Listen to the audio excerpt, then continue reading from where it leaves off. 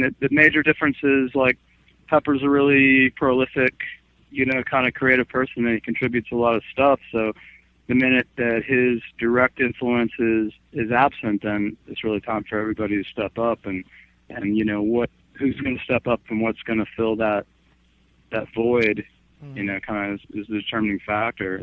But I think all in all, it's a pretty unified step forward that isn't completely another universe from what we've been doing the last 16 years or so.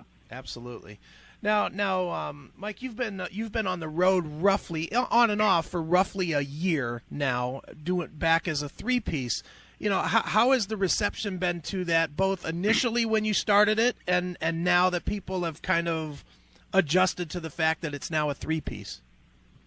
It's been surprisingly good, because you never know what's going to happen in this kind of situation, and I know from my way of thinking, I just remember thinking, how Sepultura without Max? I mean, things like that, and it's on and on, and Sabbath without Ozzy. Well, actually, these could turn out to be pretty good things. So, I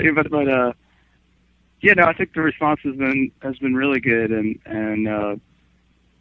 you have some people kind of turning up out of the woodwork who, for whatever reason, they were more into the hardcore earlier kind of thing, and not so much into more classic rock, southern rock informed type of stuff that we were doing, more recently.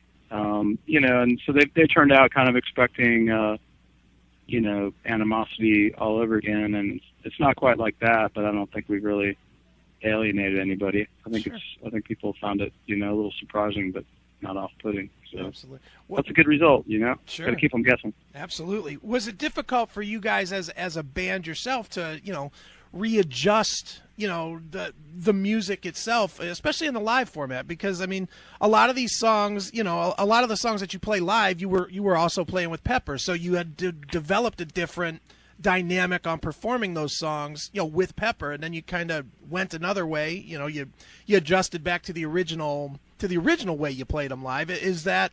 Was that a difficult transition, or was it just natural, or what? It was pretty natural. I mean, I think the only thing I could say is there's not too many songs that we would be performing with Pepper that we perform currently. Like just a few, maybe Deliverance, a little bit of 7 Days, couple things here and there. But I mean, the main thing is just there's nowhere to hide. It's just a bass guitar, drums. There's absolutely no place to hide a mistake or fudge anything. But on the other side of that, every element is really clear. So when you're actually nailing it, it sounds very good, and it's very easy to make it sound clear and for everything to be represented. Whereas the more distorted instruments you throw into an ensemble, the more the individual things can get lost. So it wasn't that difficult of an adjustment. Sure. Now